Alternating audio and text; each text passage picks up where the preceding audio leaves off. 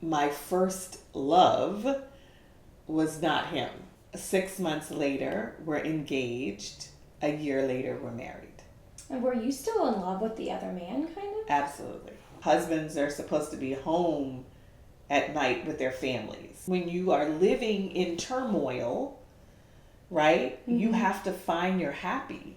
Abuse in any form is just unacceptable. Welcome to the Love Means Business podcast. On this show, we celebrate love as the beautiful, sometimes dangerous, and always powerful force that it is.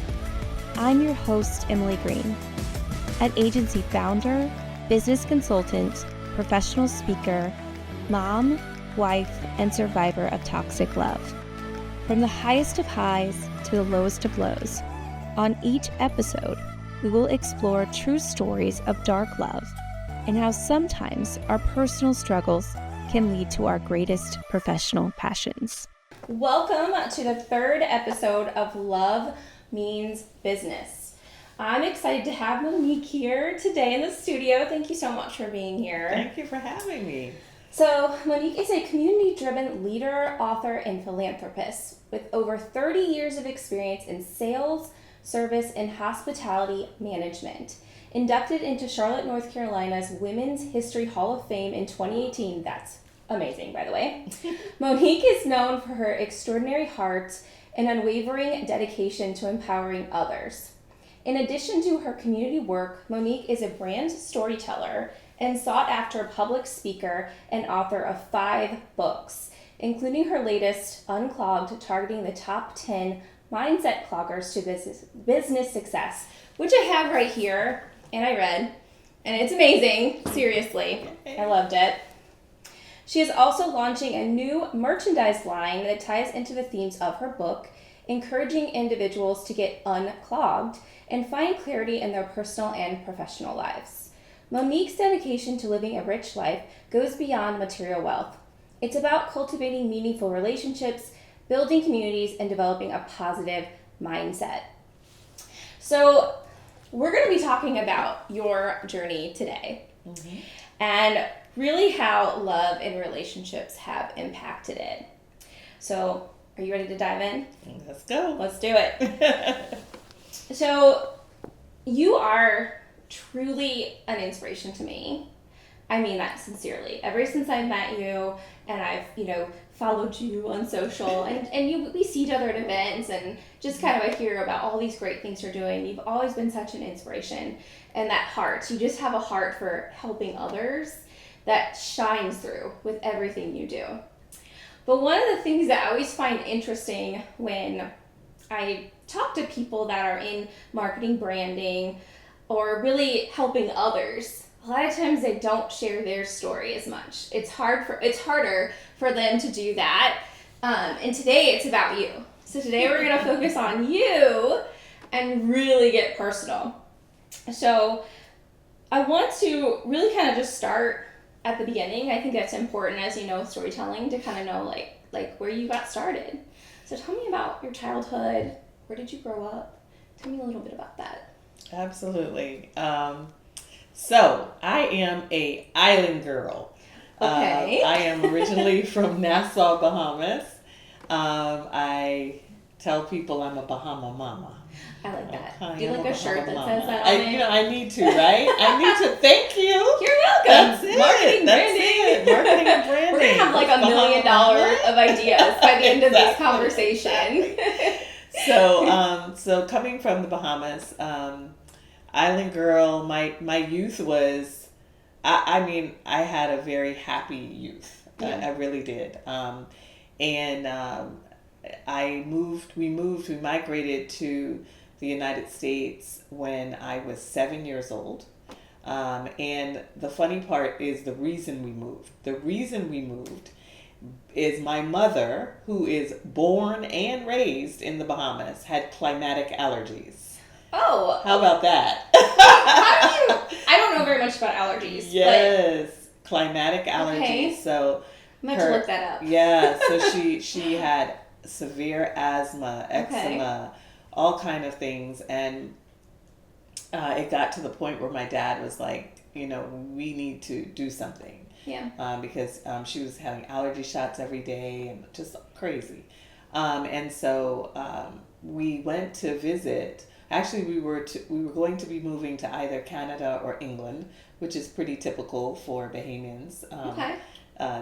Because of the fact that the Bahamas was under British influence. I was gonna say, I feel like I learned that in history class. Yes, exactly. So because it was under British influence, it's very normal that they would migrate to areas that also are British influence. Makes sense. Right? Makes sense. So we were heading to England or Canada, and we passed through Maryland because my uncle was a principal at a high school in DC, and he and my aunt had moved to this brand new city called Columbia, Maryland, which is a suburb between Baltimore and DC. And my father is an architect. Okay. And so my uncle said, hey, you all should come and check out this town because it has so much potential since my father was an architect. So sure enough, we went to visit, and my dad and mom decided to plant roots there. Okay. So I grew up the rest of the time in Columbia, Maryland. Okay. Now, of course, being a little dark chocolate immigrant, because I am an immigrant, coming to the United States, who spoke differently than everyone else. Did you have an accent? Because I had an accent, of course I did. Yeah. Does it still come out some? Yes, and it comes out more in my pattern of speech, because when I speak, people are like, "Where are you from?" I don't sound Southern. Well, I don't definitely sound, not. No, I don't sound Northern, and I certainly don't. There's something distinct. I may not have the island side of the accent, but I definitely have the British influence in my pattern of speech. I always just think dignified and classy, but I guess British, when I think about, that makes sense. Yeah. That makes a lot of sense. So that's how it was. So I grew up in a very religious household, and so things, of course, for me as a young person, definitely strict. Okay. When it came to morals and your behavior and all the things, but also a very service-oriented family, right? Is that where you got kind of that serving heart and helping others from? Absolutely. When I was, so much so that when I was 16 years old, although I was an A student and could have gone to any college or university I wanted to, I made the decision that I wanted to go into a full-time Bible ministry. Wow, a lot of people don't know that about me. And so that's interesting. I have so many more questions. So I devoted 7 years, the next 7 years from the time I was 16 until I was 22, that I spent in a full-time Bible ministry, devoting 1,000 hours a year to teaching the Bible to individuals of all ages. And that is, I believe that was the best education I could have ever had. Mm-hmm. Because when you work with others on a spiritual level, it's a whole different level. It kind of levels up your spiritualness, or I don't know if that's spirituality. There we go. And it's definitely a labor of love. Mm-hmm. And so I believe, and I know for a fact that having that experience is what has caused me to love people. Mm-hmm. Like I truly love people. I feel that. Yeah, I feel the love from you. I always have. Yeah, it's real. It's very genuine. It's very authentic. It's who I am from my core, from a very young age. And so my parents have been in a full-time ministry for over 30 years. Okay. And when my dad retired his business, that's what they decided to do full-time. And so all of that has molded like who I am and why I move the way I move, why I treat people the way I do. And my my life as I moved along and coming out of my parents' home, into marriage and all of these things, the ups and downs that I've had in my life's journey really all happened after I left my parents' house. After. Yeah. That's interesting. So, yeah, it's very interesting. And so lots of lessons learned, I can say for sure. Where did you have siblings? Yes. So I have Okay. a sister. Okay. She's actually here also in Charlotte, Okay. North Carolina, but she's a few years younger than me. Yeah. So you're the oldest. I am the eldest. Yep. Okay. But I let her be the eldest because when okay. people see us together, they think she's the eldest. Well, that's So- kind of nice. That's so kind of nice, I guess, for you. Yeah. So I said, well, Yeah. well, I allow her to be the eldest. It's okay. I love that. That's funny. So how did you end up in Charlotte? Like, what took you from there to here? Yeah. So I was going through a tough separation and divorce from my first husband, and I remarried my second husband, and at that time I had 3 children. Mm-hmm. And there were a lot of struggles and things that were going on, and it was impacting my kids. And so I decided that it would be best to kind of move out of that environment Mm-hmm. and kind of have a fresh start for them, Yeah. because I didn't want them to be, tied down to a lot of emotional drama Yeah. that really would be impact their life, right, in a negative way. And so I thought, hey, if I'm able to find a position Yeah. in Charlotte, and that actually I selected Charlotte because I had visited Charlotte many, many years prior. And when I was thinking about where would I want to live, I knew I didn't want to live deep down south. Yeah. And north was still North Carolina, was about the most south I would choose to go. And so I landed here, but I said, if I put my resume out there and I get a good hit, then I know this is the direction, right? Yeah. And so literally 2 days after I put my resume out, I got a call. There you go. And I knew, I said, That was your sign. that's it. Mm-hmm. That's it. And so my second husband and I, made the move to Charlotte, and have never regretted it. Well, I'm glad you're here. I probably wouldn't have met you otherwise. So that's good. I always think about that because I'm not from here either.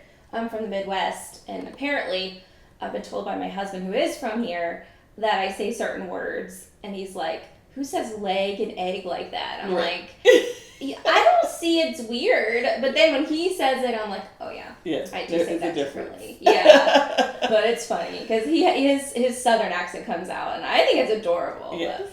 But, yeah, but now that you say that, you do have a different way of talking that I didn't really necessarily notice it until you said that, but I think it's great.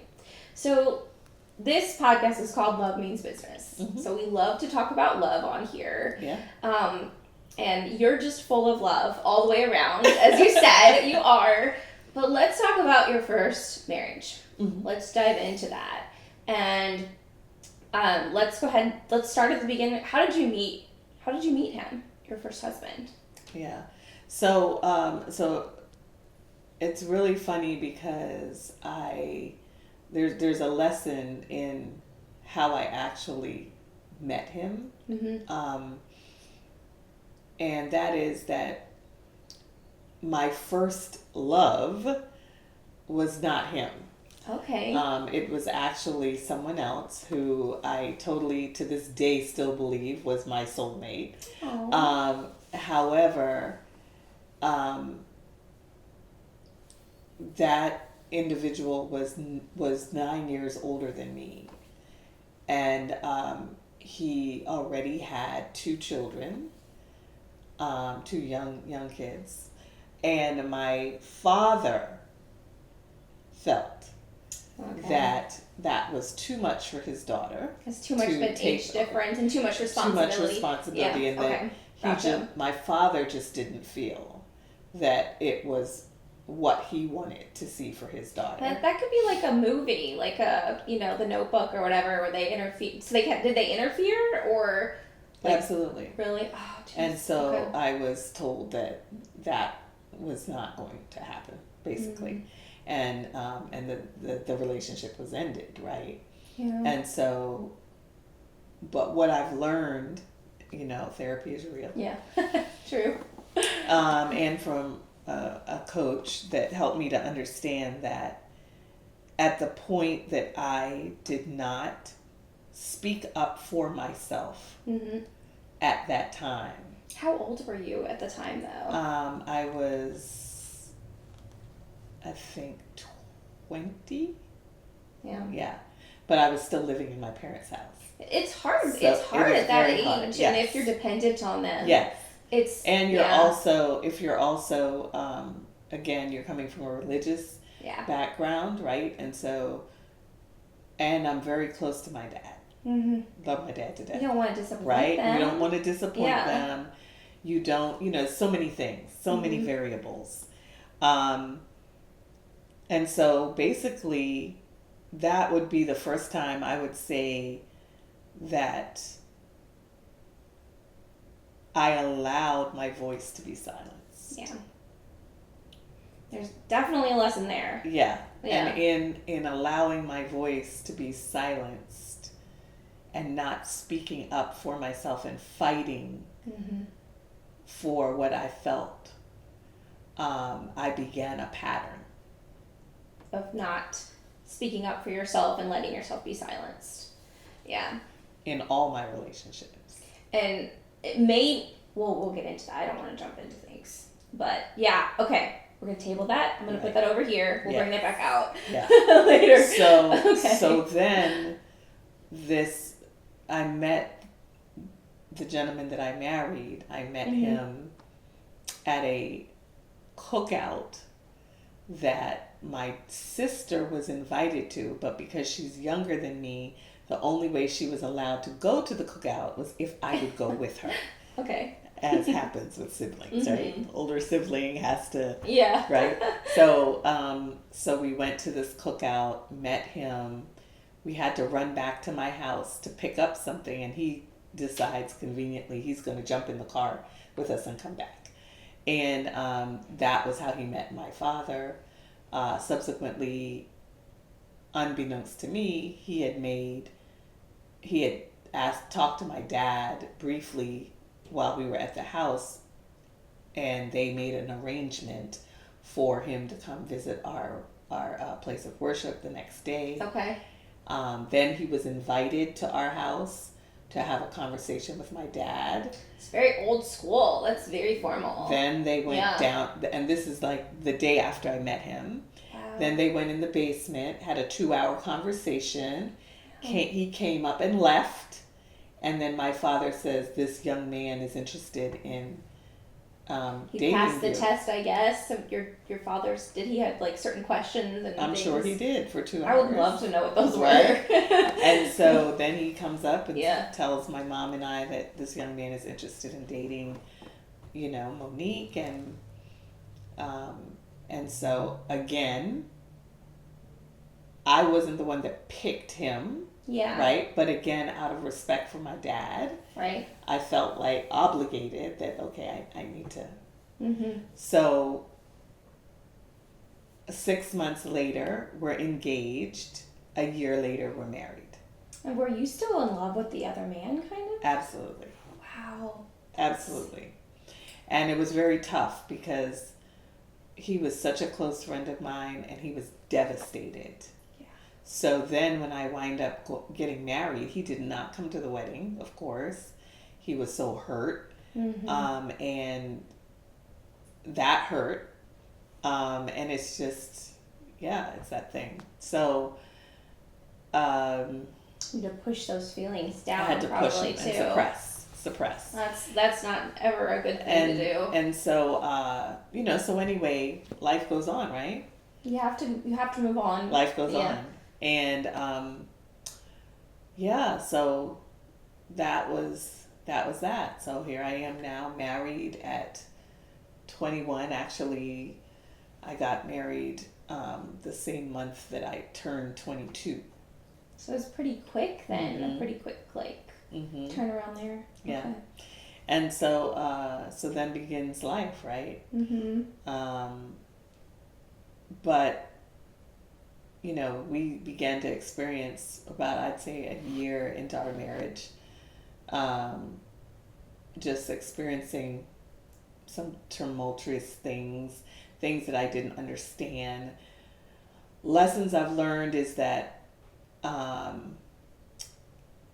come from a family where I had a really beautiful example of what marriage looks like when it's right.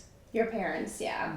My parents have been married to this date 57 years. I mean, that's a huge accomplishment. It is huge. And that's crazy. Yes, they're absolutely adorable, hilarious. And I am 50. I will be 58 this year. I have never heard my parents have a full-blown fight, argument. Yeah. I'm sure behind scenes they probably have had their discussions, or when we weren't in the house, but I've never heard it. I've never heard my parents use profanity ever in 57 years. And I just have had a beautiful example of a spiritual relationship, two people who are evenly yoked spiritually and who've worked together in business. My mom ran the bookkeeping for my dad's business, almost all the years I can remember, even as a child. They worked good together team. in business, and they were married young. My mom was 19, my dad was 21 when they got married, so they were married young, and they have weathered all the storms, right? So I have a great example to look at.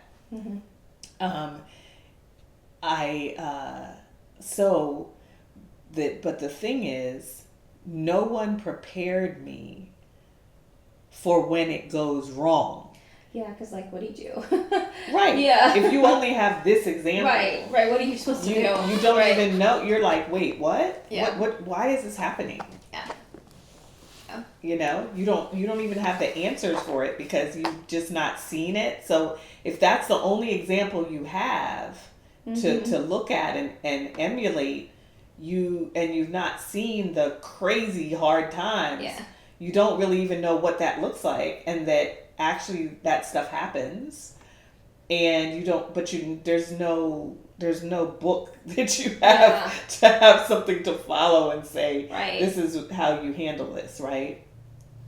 So you kind of left to try to figure it out on your own. So when stuff started hitting me in my relationship, I'm like, whoa, what is this? Right? I mean, I thought husbands are supposed to be home at night with their families because that's what I saw. Yeah. So when you're out at 1, 2, 3, 4 o'clock in the morning, I'm like, what is this? Why is this happening? What's going on? What are you doing? Right? My father taught me that after midnight, there is nothing good going on out in the world. I heard similar things. Right? Yeah. Yeah. Same. I was told that so too, yeah. I, midnight mark, and I'm freaking out. What is happening, right? Right. You need to go to sleep. Correct. Right, okay. right. And then I can't sleep because you're not in the house. Yeah, right. And then we have babies, and I'm pregnant, and all of this, and anything could happen, and you're not here. Yeah. So I wasn't comprehending these types of behaviors because I've not seen it. Yeah. I have no point of reference, right? So, so these are the things, that you're just like, whoa. But, we were married I was married first time 15 years, 3 children later. What I like to say is I do not dwell on the craziness. that I experienced and went through. I don't dwell on the story itself. I like to dwell on the lessons I've learned, right, through the story. One of the most pertinent lessons I've learned is that Maya Angelou was a woman of wisdom. And she said, when someone shows you who they are, believe it the first time.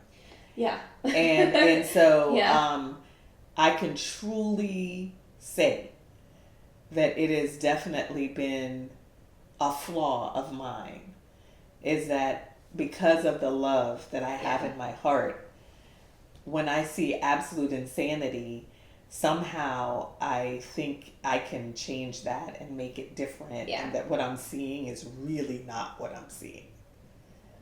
You think it's because you want to make it better, or you just believe in the goodness in people, or I believe both. Yeah. I believe in what I've learned now. Therapy is real.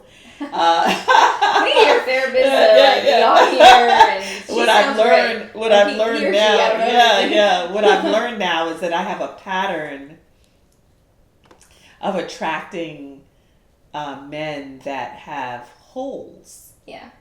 That have not been filled. Mm-hmm. And so somehow I have become the person that feels like it's my responsibility to fill their holes. Yeah. And I've learned that's not my job. I've learned that I am to be a complement as a wife. Mm-hmm. That yes, love abounds, right? And yes, people have imperfections, and we work through those, right? But when you have trauma and you've not dealt with it before you come into a relationship, so you have these big holes like Swiss cheese, right? Because of the trauma that you've experienced, and you've not done the work to heal from that trauma. Yeah. Then sometimes you go for individuals who make you feel like they're going to be able to solve all these insecurities and issues that you have within yourself. And so now what happens is you go into a relationship as someone that's full of trauma, and you are sucking the person that's with you. You're sucking everything from them, mm-hmm. trying to patch up all your holes from trauma. Yeah. And so now they're worn out, exhausted. They've done everything except slit their wrists and poured out their blood to try to make you happy. Mm-hmm. When the happiness that you're lacking is because you have not yet done the work to heal. Right? And they can't do that for you, nor is it their responsibility. Yeah. Right? And so it's been huge for me to understand me, mm-hmm. right? And to understand and to not blame others, because at the end of the day, I'm the one that made the choices to mm-hmm. be in the relationships, right? I can't even blame my dad, right? Because at the end of the day, mm-hmm. I'm the one that didn't stand up for myself, right? It was my decision. That's a really good thing to point out, because I do think a lot of people get so hung up on blaming and who's right or wrong, whatever. You got to move past that, right? And you've got to just learn from it, mm-hmm. so you don't keep doing the same thing. Yeah, and accept your part. Accept your part. In how it, right? So each of my situations, all three of them, I am the one that made the choice to say yes, mm-hmm. right? Nobody beat me upside the head and forced me into, right? Right. I was thinking back, even, to that situation. It's like, I'm the one that said yes to this man when he proposed to me. Yeah. I could have said no. Do you think you're a people pleaser a little bit too? Oh, definitely. My personality type, as we were working through therapy, is that I am a pleaser, helper, healer. That makes sense. Yeah. Right? Yeah. I'm a pleaser, helper, healer in every aspect of my life. Yeah. And in some respects, it's a good thing, right? Sure. I think it's definitely been good for you in a lot of the career things you've done. Yeah, in some respects, it's a good thing. Attracts people to you for sure. But in my relationships, you know, that's a different thing, and so I have to learn the balance in that, and I have to also learn that, you know, that I deserve to have someone in my life who can love me the way that I need to be loved. And it's okay, right? Yeah. It's okay. You know, we're always sacrificing ourselves and mistaking that and saying, you know, well, in order for me to have love. See, I think the other lesson I've learned is that having a marriage, you know, is not a necessity. Yeah. In other words, now don't get me wrong. I believe in marriage for sure. Okay. Yeah, exactly. And I still believe in marriage because I have an example of what it looks like when it's right. But I had to come to grips with the fact the reason that I jumped from one thing to the next thing to the next thing is because somewhere in my head I was convinced that me being a successful person is tied to me having a successful marriage. That's interesting, because I wonder if part of that, because my parents have been married since they were 19 as well. And I always in my head had it like, you know, you're little, you plan out your whole life and you think you're going to do this, this, and this. And I was like, I'm going to get married young, because that's like the model you have. And it took me till I was 38 to finally get married. I mean, I dated a lot of people. Right. You know, I had a lot of practice, I guess, with that. But I always thought the same thing, and I felt like I was like failing because I could not seem to get that right in my life. And I think that's a bad way to, I don't think that's a healthy way to think. It isn't. Like you said, you don't have to be married. You don't have to even have a romantic partner to be okay. No. You should be fine no matter, just by yourself. Yeah, and be so fine. I've never given this is what I've learned about myself. These are all the lessons. I've learned that I have never sat with myself. Just really think about that. Yeah.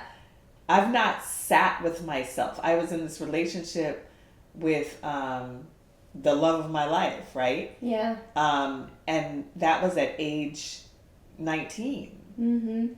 So, or 20, age 19, 20, both through that period of time. So just imagine that when that got cut off from me, I jumped right into this situation with my first husband. I came out of that and shortly thereafter jumped into a relationship with my second husband, right? Came out of that, jumped into another relationship, right? Because in my head, I couldn't be by myself. Yeah. Right? So now I've learned that I have to just sit with Monique. And it's okay. Monique needs to sit with herself for some time, right? And I need to develop happiness within myself, not connected to anything or anyone. Just be happy within Monique. Yeah. And it's good. It's good, right? Develop the peace of mind within myself, and understand myself, right? Yeah. And understand the years of, and me too, I've been through trauma now, right? So just as I'm attracting people who've been through trauma, right? Now I have trauma. Yeah. So now I have to make sure that I heal up well before I ever, if I ever, go into another relationship situation. Yeah. Well, I always like to talk about like defining moments. I know for me with like my story, I definitely have this like in my head, very defining moment where I was like, I have to leave. I could go this way. I know exactly what's going to happen. Or I could leave and do this. I have no idea. It's scary, but I'm going to do that. with your first marriage, was there like a defining moment where, and I know we can talk about the signs maybe that built up to that too if you want, because I think it's helpful for people to know what to look for, and because we ignore it sometimes, right? But was there like an actual defining moment for you where you're like, this, I have to stop? Because you were together 15 years, it's a long time. Mm-hmm. So what finally was like, I have to leave. I have to move on from this. Yeah.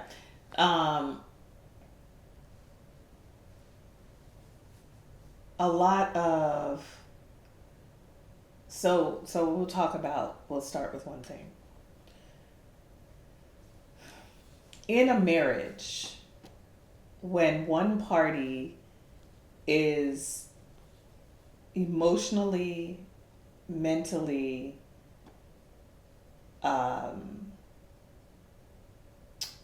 abusive. Mm-hmm. In other words, it's a constant tool that they're using. Then you open up the mate to be starved of those things. Yeah. And so when they are starved of those things, they then begin to look for where can they go to fill the void. Mm-hmm. Okay. So I'm very transparent with people that I'm not perfect either. Yeah. Right? So none of us are, yeah. So in my first marriage, when you have someone who's never home at night, just never there, right? For years, just always out in the street. Doing who knows, right? Right. Yeah. And you never know exactly what it is. But, and then along with that came addictive behaviors, which then brings on another set of issues. Then I made an unwise decision as a young a woman and mother to have a relationship with someone else. Oh, okay. Yeah. Because you were seeking that like emotional trying to fill connection. Trying to fill it. Fell into a situation. And so that is not something I'm proud of, right? And I own it. Mm-hmm. I own it. I'm very transparent. I own it, right? Yeah. But it's a lesson, right? Because it's a lesson. It was a lesson for my husband at that time that, there's a point when people don't, right. She's not just going to keep doing whatever. Putting up with my stuff, right? And then on the same time, it's a lesson for me because obviously that is not the wisest decision either. Yeah. Because with that comes other issues and consequences and lack of trust and all the things, right? That probably wouldn't make the situation doesn't better. Make it better. Yeah. Right? Yeah. So it's a lesson learned in temporary comfort and right? Yeah. So and the pain that comes with that too. Yeah. Right? So there's a lot of things. And so I learned young in that is just that's not a solution either. Yeah. Right? So, that's one lesson. Second lesson, again, is that we don't deserve patterns of abuse, right? And so even though I was not physically abused, the emotional, the mental abuse over an extended period of time then began to cause me health issues. Yeah. So now I'm losing weight like crazy, suffering from anxiety and depression, not interested in eating, have to go on meds for anxiety and depression because I'm living in a situation where I am experiencing trauma. Your body was like feeling, it started to affect you physically. Dropped to 115 pounds, right? And still trying to keep this persona. Yeah. Right? For the sake of my children, which, again, another lesson is that as women, we tend to, if we have children, we will tend to stay in a situation until it near kills us. Yeah. Right? Because we're thinking that is helping the children. But what I've learned now, as all my children are in therapy, is that that was not the best decision. Yeah. Because when they're watching their mother pining away, sick, want to stay in bed all the time, with everything drawn up, when they're seeing the kids feel the energy, Yeah. and then it impacts They're like little them. sponges. I feel like my daughter's like a sponge. Yeah. And it's So they feel good it. and bad sometimes. Yeah, they feel it. Because They feel I it. make her anxious. I'm a very anxious person. Yeah. And I'm like, no, don't take my anxiety. You don't Yeah. want them to. You want to shelter them from all of that. Yeah. So when we choose to stay in toxic relationships, we are not benefiting our children. Yeah. Period. So That's a good thing to say, because you're right. I think a lot of women stay and they say, I'm doing this for the kids. But if that's the only reason, then it might not be the best reason. Yeah. Yeah. Yeah.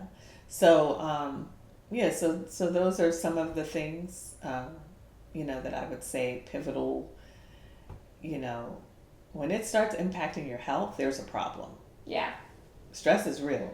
Like that, and I think it's sometimes it's easier to label or be like, that person's abused when you see bruises or you see like the physical stuff. But sometimes I think with emotional, mental, financial abuse is even a thing too. In a lot of these cases, that especially when I talk to people, and in my stuff that I've been through, and you don't necessarily see it, so it can be really hard. But if it gets bad enough, it happens long enough, it will start to manifest physically, which is interesting. Yeah, stress. Yeah. Stress, when you boil down cancer and a lot of these different diseases, it all can be moved right back to stress in the body, and it manifests itself in different ways. Yeah, it so does. It's very serious that we have to take care of our well-being.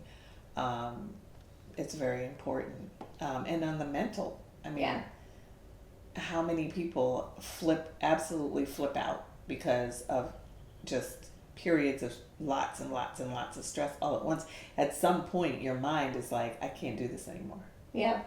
So it was building up over all these years. And then was there a day or a moment where it just snapped and you were like, I'm out. I can't do this anymore. I'm out. Yeah. So definitely, I found some evidences of some things going on, confirmed through paperwork and through individuals in the community, having seen my husband in certain spaces. And so I confronted him. Of course, it's denial. And then the day I finally decided that I couldn't do this anymore, just from the sheer level of stress, I confronted him and just said, hey, I'm leaving today. And he was so angry because he had this pseudo life that he was living, and when he was out at night, I guess. And when our home, we had the perfect home, the perfect family, perfect children, perfect cars, that whole thing. And so by me leaving, that will open up a whole bunch of questions that he was not interested in. You're gonna mess up his facade. Messing up the facade. Yeah. And so at that point, he threw me physically on the ground. Oh, so then it got physical. In front of my at the time she was 4, and the kids were in the house, and my 4-year-old just freaked out. She screamed at the top of her lungs and was like, "Don't hurt my mommy." Oh my gosh. I went to go get the phone to be able to call the police, yanks the phone out of the wall. It was a level of anger I had never seen in him, because we've never ever had full-blown. You think he was more angry about you telling him you're leaving and you're ending things, or that you were taking away that smoke screen kind of? I think it was probably both, a combination of both. But so at that point, I literally got green trash bags and started piling my clothes in. I literally walked out with nothing but the trash bags of my clothing. So I left everything. Visual that I'm having. I left absolutely everything. But I think when you finally have had enough, that you will do that. Yeah. If you really truly have had enough. Because when Yeah. I left, the same thing. I grabbed everything I could fit in like a bag, and I was out. Yeah. And I never got my stuff back ever. Yeah, me neither. And that's hard. And wasn't. Yeah. Didn't even care about that. What I cared about That's was good, peace because of I mind. did. I was like, I gotta buy all new clothes. I actually withdrew my 401k money Okay. and started fresh. I mean, I started in a 1-bedroom apartment with a king bed that me and all the kids slept on, right? Our separation and divorce stuff was messy. Yeah. Unnecessarily, a whole bunch of money spent to me that was just could have gone to the children. Yeah. In fact, it got so crazy that I stopped even enlisting my attorney. I told her, look, I can't afford this. So I'm just going to represent myself. And that's what I began doing. So every time he dragged me in court, I would represent myself. And I always won because it was like, I'm a common sense girl. Right. Right? This buffoonery is ridiculous, right? Yeah. Now, so it was a lot. It was a lot. Now, to date, we do have an amicable relationship, right? But we went through some stuff. Yeah. But one thing that I always insisted on was that my children were going to have a relationship with their dad. Yeah. Period.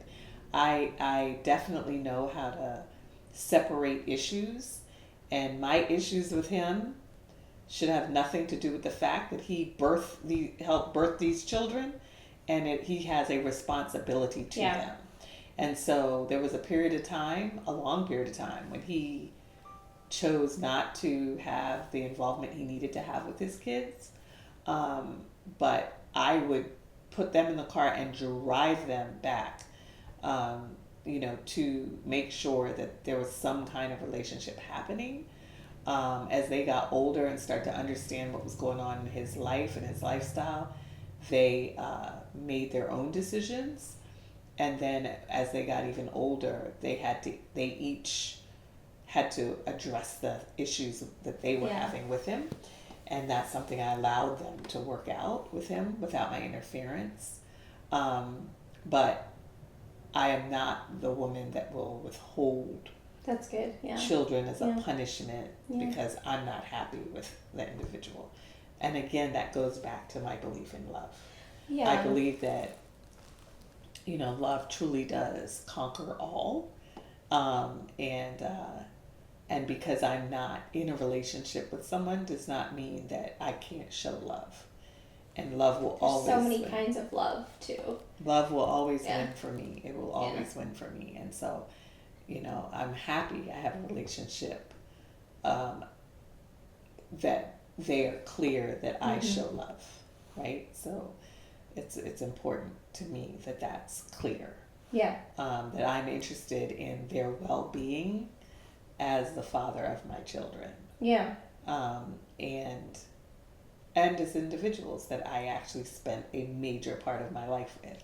How do you get from the hurt, the anger, the feelings that happen naturally when things like that have happened to you happen? How do you go from there to this state where you are calm, you're focused on the lessons, you're kind of out of that all negative part?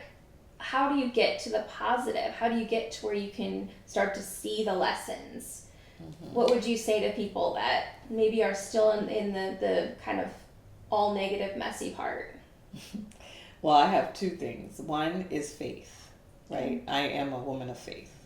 So that's probably the only way that I've not hurt somebody. But, because there's some honesty there. That's the truth. You know what I mean? Because I answer to a higher being, right? Yeah. So because I answer to a higher being, I know that how I behave and my actions, I'm going to have to answer for that, right? You can't just do and say just can't do and say whatever yeah, I want. I can't. So that's primary. Secondary to that is my peace. Okay. See, I have to get to that point because I cannot harbor resentment and hatred in my body.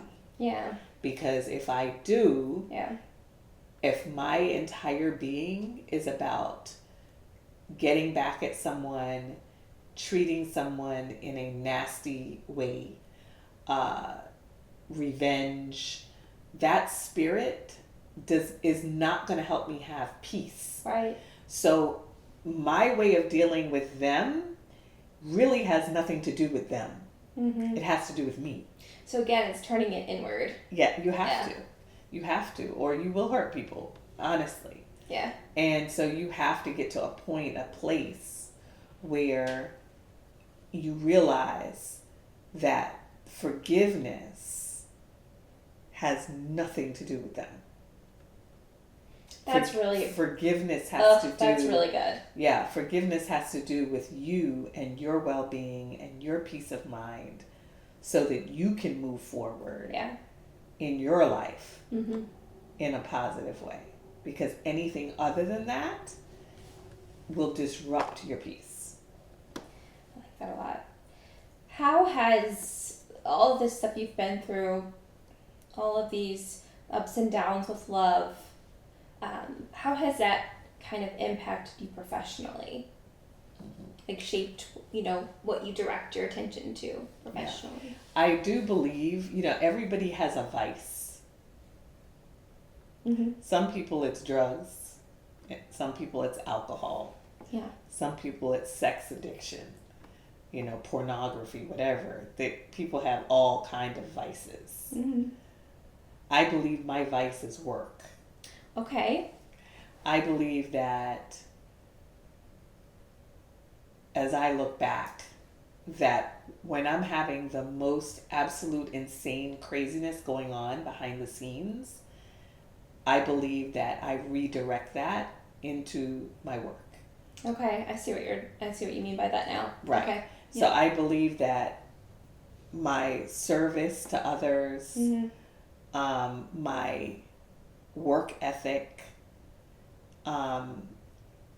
is a direct result of it's where I turn to be in a happy space. And I'm fortunate because I've always worked in arenas that I absolutely enjoy. Like I don't even, if something stops being fun for me, I quit. Right? And I do the things that make me happy. Right. Yeah. And I believe that is because when you are living in turmoil, right, you have to find your happy. So my happy is serving others. It really is. It brings me so much joy. And so when I'm serving others, even though I may have crazy going on in the background, I have joy. Yeah. It brings me joy. I'm happy. It makes me happy. And I definitely believe that that's the direct correlation for me, is that I dump it all into what I do for others. Yeah. And it brings me joy. And other people will say, girl, you just do too much. I see you all over the place. And I'm like, but I'm happy with that. I mean, like, that is not stress to me because although I work a lot, it doesn't feel like work to me. It may look like that to other people, but I love the things I do. I have absolutely no problem doing them. And it's not work to me. Yeah. I mean, I'm meeting cool people.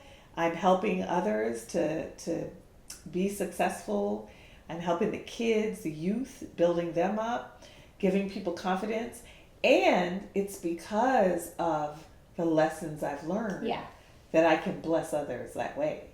I think for me, it's made me a lot more empathetic. I feel like if I hadn't been through some of the things that I've been through, I would have been, I feel like I could have just been, and I don't want to say an egomaniac, but I could have been a lot more like that, if that makes sense. But it's definitely, it makes me take a second, and I'll stop and I'll really look at someone and be like, what's going on with them? You know what I mean? Why are they being this way? Or do they need this or that? And I think I see past the outer shell more than other people. Yeah.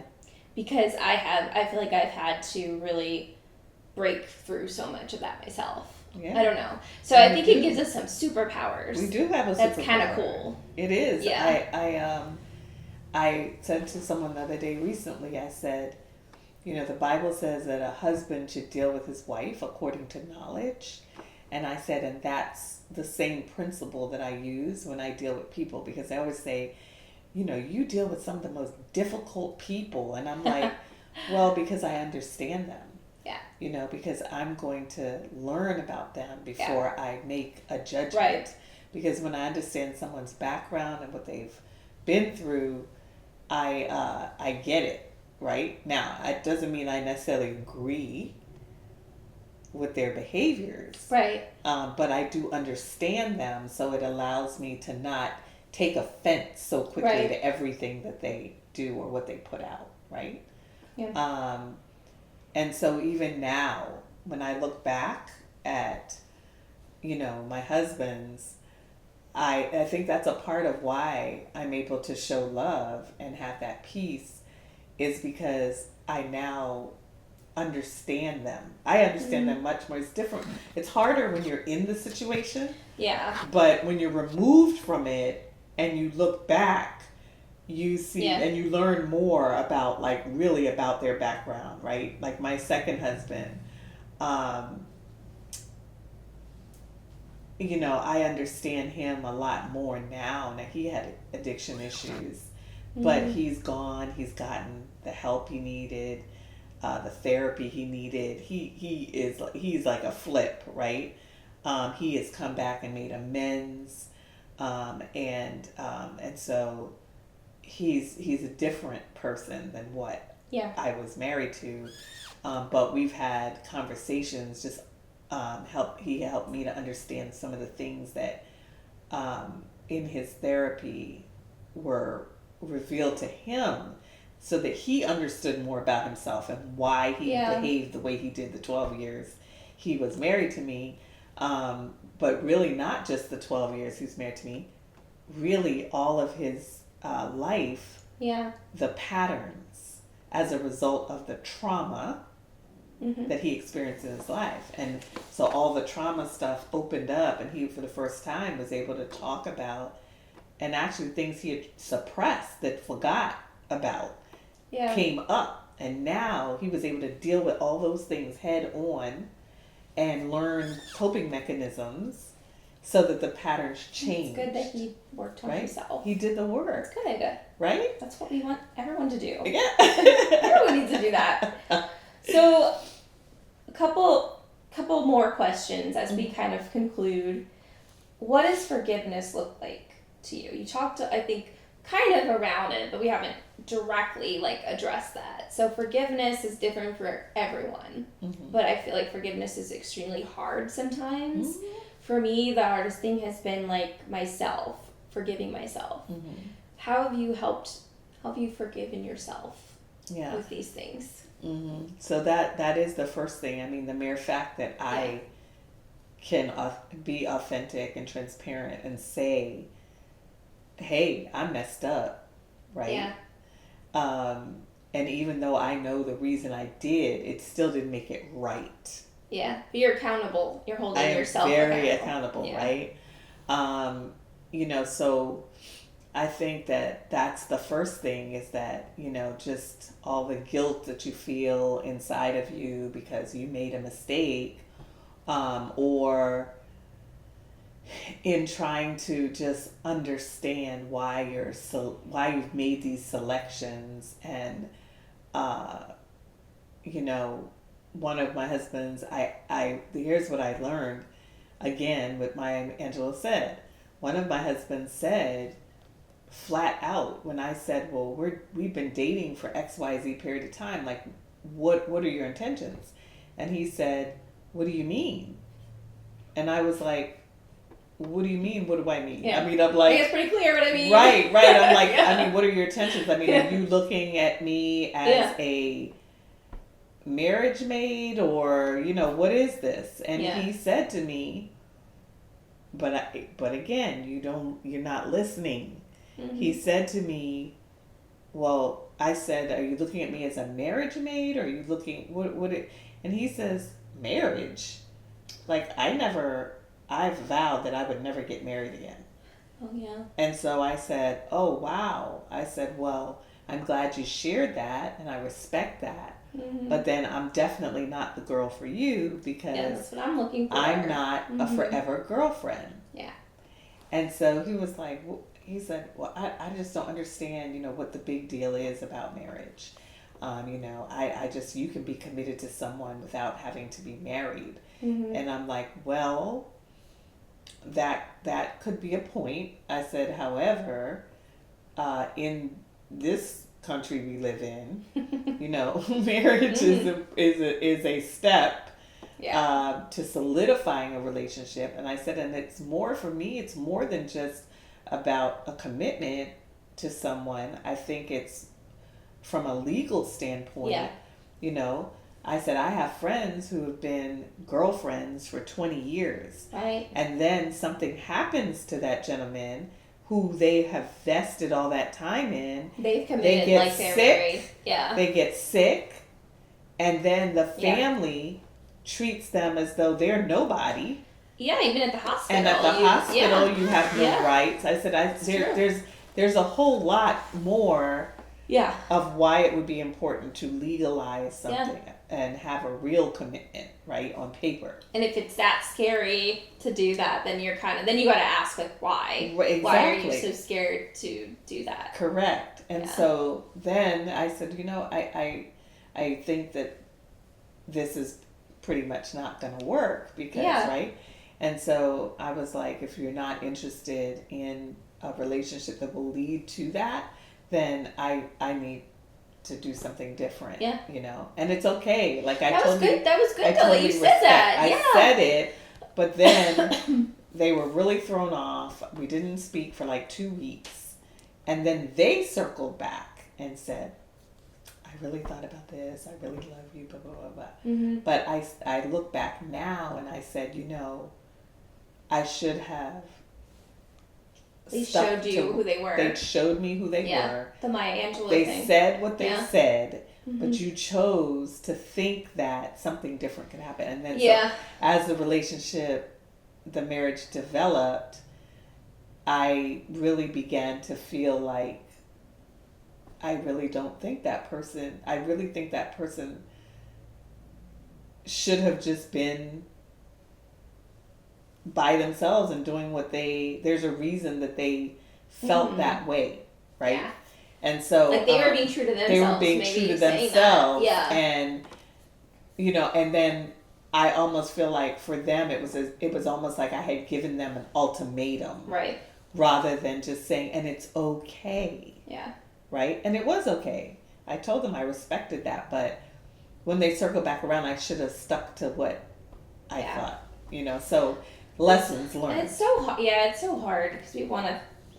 And then when they do circle back, then you're like, oh, well, maybe they were just scared. Or maybe they were just this or that. And we have all these things. And it is like a fine line. You have to give people space. And I say space and grace. Yeah. You can't be too hard on people. But then on the other hand, like you have to believe when they show you who they are. Yeah. It's hard. It's hard to do. Relationships are hard. They are. If you were to give advice to anyone who's been in similar relationships or situations like what you've discussed with your marriages, what would you tell them? You've already given some great advice. Was there anything else that you would say to someone who might be in a similar situation besides, believe it when they show you who they are the first time? No, I would just say that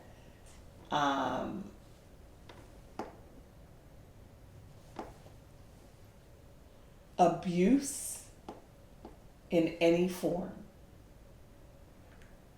is just unacceptable. Yes. And we do not deserve it. You do not deserve it in any form. And I think that as women, since the beginning of time, there's been just, women are just not respected as they should be in many, many places, many instances. And we just accept the abuse. And it's just unacceptable. We can't Period. accept that. We cannot accept it. A woman with children has to understand. Now, don't get me wrong. I don't care if you're with children or without children. Abuse is unacceptable. Right. Period. Period. Okay. Period. We can stop right there and just say period. Yes. With children. With children. Mm-hmm. I would say, please pay attention to the way that you handle situations within your home, mm-hmm. because your children are watching. Yeah. And what we do is we create these patterns that continue to go on and on for generation after generation to generation, because of what the children are seeing and thinking is the norm and should be accepted. And this is why a family where the mom is abused, then the child thinks that abuse is normal, so now they select people that abuse them, and the pattern just continues and continues and continues until somebody breaks the cycle. And so I think that as women, we have to love and respect ourselves first and foremost. Right? And that is something I'm learning, right? I'm learning that Monique is valuable, that Monique has to love Monique. Monique has to take the time to learn who Monique is and what Monique likes and how Monique wants to be loved. And I must come first, and it's okay. Give yourself permission. It's okay. It's okay. It's okay for me to be first. And then I can deal with the children, and then I can deal with a prospective mate. Right? So, and actually even before that, in my case, I can say God has to come first. His way of directing us has to come first. Then Monique, then my children, then the mate, right? So, and then when I say the children, I say that because that's children that are not, you're in a household and there's a step situation, right? Your kids have to, you have to pay attention, right? They deserve that. And when the situation is toxic and it's impacting them, and it's hard because in a marriage, you want to honor your husband, but if your husband's behavior is toxic and it's impacting the children in a negative way,